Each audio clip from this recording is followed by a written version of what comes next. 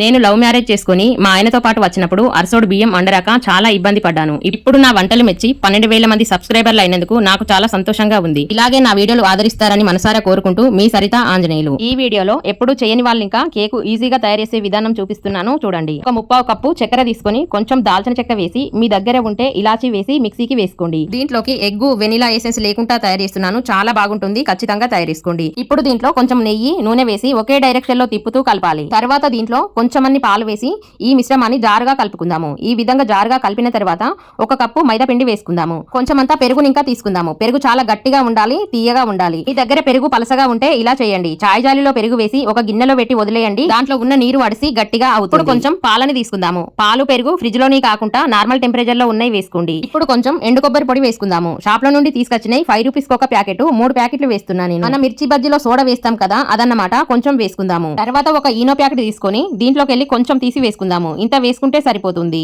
ఇప్పుడు దీన్ని మళ్ళీ అదే డైరెక్షన్ లో బాగా తిప్పుతూ కలపాలి. ఈ మిశ్రమం బాగా పలసగా ఉండకుండా గట్టిగా ఉండకుండా చూసుకోవాలి. ఇక్కడ నాకు కొంచెం పొడిపిండి పడుతుంది, వేస్తున్నా. ఈ విధంగా కలిపిన తర్వాత ఒక గిన్నె తీసుకొని నూనె అప్లై చేసుకుందాము. నూనె బాగా అప్లై చేసిన తర్వాత కొంచెం మైదా పిండి వేసి మైదా పిండితో కోటింగ్ చేసుకుందాము.